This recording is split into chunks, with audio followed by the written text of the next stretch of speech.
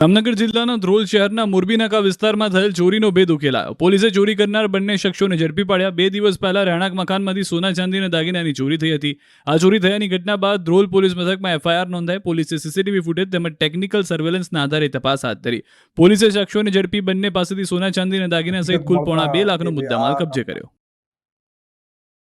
અમદાવાદના ફતેવાડી વિસ્તારમાં આવેલા નૂર મોહમ્મદ પાર્ક નજીક 2 જૂથો વચ્ચે મોડી રાત્રે અથડામણની ઘટના સામે આવી, જેના પગલે વિસ્તારમાં થોડા સમય માટે તંગદિલીનો માહોલ સર્જાયો હતો. માહિતી મુજબ એક યુવતી સાથે છેડતીની કથિત ઘટના અને અગાઉના ઝઘડાના કારણે બંને જૂથો સામસામે આવી ગયા હતા અને પથ્થરમારો તેમજ લાકડીઓથી એકબીજા પર હુમલો કર્યો હતો. છૂટા પથ્થરોના ઘા માર્યા હતા અને જેથી આ વિસ્તારમાં નાસભાગ મચી ગઈ હતી. ઘટનાના પગલે લોકોમાં ગુસ્સો ભડક્યો, જેના કારણે હિંસક લોકો સામસામે આવી ગયા. કેટલાક વ્યક્તિઓએ હિંસા દરમિયાન લાકડીઓનો ઉપયોગ કર્યો તો ઘટનાની જાણ થતાં જ વેજલપુર પોલીસની ટીમો તાત્કાલિક ઘટના સ્થળે દોડી ગઈ હતી અને પરિસ્થિતિને કાબૂમાં લીધી હતી. કચ્છના ભુજમાંથી સોશિયલ મીડિયામાં નકલી આઈડી બનાવી એકા ડબલ અને સસ્તું સોનાની લાલચ આપતી ગેંગનો પર્દાફાશ થયો. એલસીબી પશ્ચિમ કચ્છ ભુજની ટીમે ઓપરેશન ચલાવી કૌભાંડનો પર્દાફાશ કર્યો. પોલીસે કુલ ₹14,98,400 રૂપિયાના મુદ્દામાલ સાથે એક આરોપી અઝરુદ્દીન કાસમશા શેખની ધરપકડ કરી છે, જ્યારે ફરાર થયેલા 4 અન્ય આરોપીઓની શોધખોળ શરૂ કરાઈ. આરોપીઓ પાસેથી 99,30,000ની સાચી ખોટી નોટોના બંડલો મળી આવ્યા. સાથે જ 12,70,000ની કિંમતનું સોનાનું બિસ્કિટ મળી આવ્યું. 9 મોબાઈલ અને 18 સિમ કાર્ડ સહિતનો મુદ્દામાલ જપ્ત કરી ભુજ પોલીસે ગુનો નોંધીને આગળની કાર્યવાહી હાથ ધરી છે. નકલી આઈડી બનાવી ફેક વિડીયો દ્વારા લોકો સાથે છેતરપિંડી કરતા હતા. આ ગેંગ સોશિયલ મીડિયા પર ફેસબુક, ઇન્સ્ટાગ્રામ અને વોટ્સએપ મારફતે લાલચભર્યા વિડીયો બનાવી લોકો પાસેથી નાણાં પડાવતી હતી. અમરેલી જિલ્લામાં સાવરકુંડલા તાલુકાના કૃષ્ણગઢ ગામના ઉદ્યોગપતિ ડોક્ટર સંજય મુંજપરા 25 કરોડના ખર્ચે પોતાની જન્મભૂમિ કૃષ્ણગઢ ગામની કાયાપલટ કરશે. ગામમાં થનાર વિવિધ કાર્યના આજે રાજ્યપાલના હસ્તે ભૂમિપૂજન અને ખાતમુહૂર્ત કરવામાં આવ્યું. આ ગામની વસ્તી આશરે 2,000 જેટલી છે, જેમાંથી અડધા ભાગની વસ્તી રોજગારી અર્થે સુરત અને અમદાવાદ જેવા શહેરોમાં સ્થાયી થયેલી છે.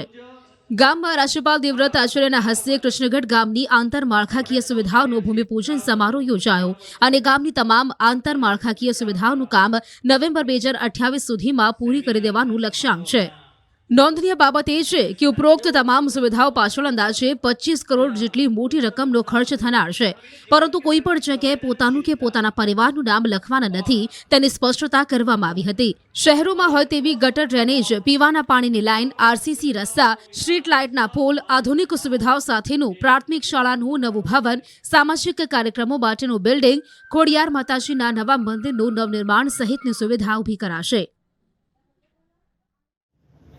પોરબંદરના માધવપુર દરિયાકાંઠે ભારતની 3 સેનાનો સંયુક્ત યુદ્ધાભ્યાસ યોજાયો અને 3 પાંખોની કવાયતના કારણે પોરબંદરનો માધવપુરનો બીચ જાણે કે કોઈ યુદ્ધનું મેદાન હોય તેવા દ્રશ્યો જોવા મળ્યા હતા. આ યુદ્ધાભ્યાસ દરમિયાન આત્મનિર્ભર ભારતના ધ્યેયને અનુરૂપ ભારતીય બનાવટની આધુનિક શસ્ત્ર સામગ્રી અને ટેકનોલોજીનો ઉપયોગ કરવામાં આવ્યો હતો. તેમાં ship, tank, aircraft, MiG-29, jaguar અને અન્ય અદ્યતન સાધનોનો સમાવેશ થયો હતો. આ કવાયતનું નામ ત્રિશુલ 2025 આપવામાં આવ્યું છે. કવાયત દરમિયાન ડ્રોન, લેન્ડ ગ્રેનેડ બોમ્બ તેમજ બંકરના ઉપયોગના યુદ્ધ કવાયતના જીવંત પ્રદર્શન જોવા મળ્યા હતા, જેના કારણે માધવપુર સમુદ્ર કિનારો યુદ્ધ ક્ષેત્ર સમાન લાગી રહ્યો હતો. ધડાકાઓથી ધરાધ્રુજી ઉઠી હતી અને સમગ્ર પરિસર દેશભક્તિના જુસ્સાથી ગુંજી ઉઠ્યું હતું. ત્રિશુલ કવાયત દ્વારા ભારતે ફરી એકવાર વિશ્વ સમક્ષ પોતાની ક્ષમતા, આત્મનિર્ભરતા અને ત્રિપાંખ્યા સંકલનની શક્તિનો પરિચય આપ્યો છે. રાજકોટ વાસીઓને પોરબંદર જવા માટે નવી 2 ટ્રેન મળી છે. ટ્રેન પર શ્રીફળ વધેરીને ટ્રેનને નેતાઓએ લીલી ઝંડી દર્શાવી હતી. રાજકોટથી પોરબંદર વચ્ચે નવી 2 લોકલ ટ્રેનોનો આજે કેન્દ્રીય મંત્રી મનસુખ માંડવિયાના હસ્તે પ્રારંભ થયો છે.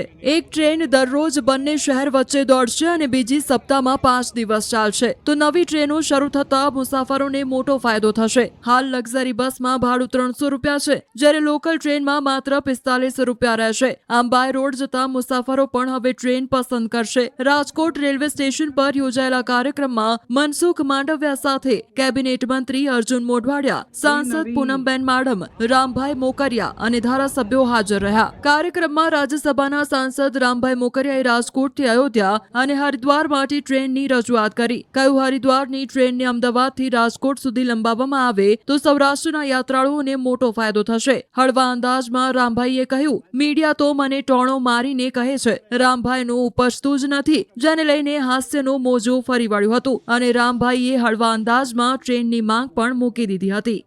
રાજકોટથી ડેઈલી એક ટ્રેન મળે.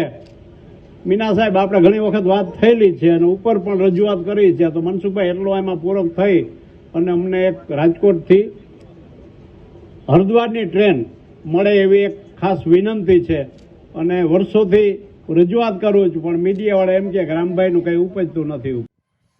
ભાવનગર જિલ્લાના મહુવા માર્કેટિંગ યાર્ડમાં મગફળીની આવક બંધ કરવામાં આવી. વધુ પડતી આવકના કારણે યાર્ડ મગફળીથી ભરાઈ જતા સત્તાધીશો દ્વારા લેવાયો નિર્ણય.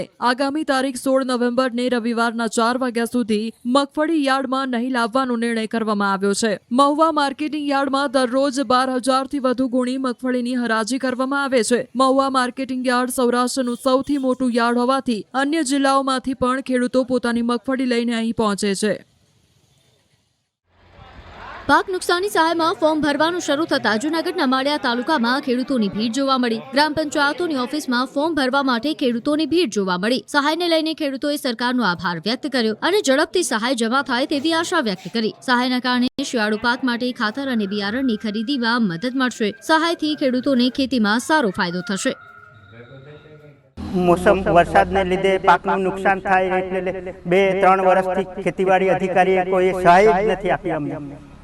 ને હમણાં છે ને વચ્ચે આ જંગલ જમીનવાળાને છે ને 13-14 હજાર નુકસાનના પૈસા આપેલા છે, પણ મને છે ને 2 વર્ષ આ એ ભર્યું તો પૈસા જ નથી મળ્યા, બીજાને મળ્યા. સહાય નથી મળ્યો. આ વર્ષે પણ નુકસાન થયું. આ વર્ષે 2024માં વરસાદને કારણે ઘણો બધો વરસાદ પડ્યો હતો. એમાં પાકને ઘણી નુકસાનો થઈ હતી, જેમાં જે વ્યક્તિઓનું વધારે નુકસાન થઈ છે એવા લોકોને લાભ મળ્યો નથી. અમને કઈ લાભ મળતું નથી. જ્યારે અમે ફોર્મ ભરીએ, તલાટી પાસે જઈએ, ગ્રામ સેવક પાસે જઈએ, તો અમને કોઈ ઓછો લાભ ન મળે. ડાંગ જિલ્લામાં વર્તમાન ચોમાસા બાદ કમોસમી વરસાદે વેરેલા વિનાશે ખેડૂતોની કમર તોડી નાખી છે. સરકારી સહાય માટે અરજી કરવાનું શરૂ થઈ ગયું છે, પણ સરકારી સહાય માટે શરૂ થયેલી પ્રક્રિયામાં પણ ખેડૂતો પોતાની અરજી કરવાનું ટાળી રહ્યા છે. તેની પાછળનું કારણ છે વર્ષ 2024માં થયેલા નુકસાનની સહાય આજ દિન સુધી તેમને મળી નથી. ડાંગ જિલ્લામાં સાચા અર્થમાં નુકસાન ભોગવનારા 100થી વધુ ખેડૂતોની સહાય મળી જ નથી. ખેડૂતોનું કહેવું છે કે પહેલા પણ સહાય મળી નથી, તો હવે શું મળશે? આવા કેટલાય ખેડૂતો છે કે જેમને સરકારી ચોપડે તેમના ખાતામાં સહાય ચૂકવાઈ ગઈ છે, પણ તેમના ખાતામાં કોઈ સહાય આવી જ નથી. આ બાબતે ખેતીવાડી અધિકારીને પૂછવામાં આવ્યું તો તેમણે જણાવ્યું કે અસરગ્રસ્ત ખેડૂતોને સહાયના પૈસા સીધા તેમના ખાતામાં જતા હોય છે. જો કોઈ ખેડૂતોને પૈસા નથી મળ્યા તો તેઓ સરકારી કચેરીએ આવી તેમની ફરિયાદ કરી શકે છે.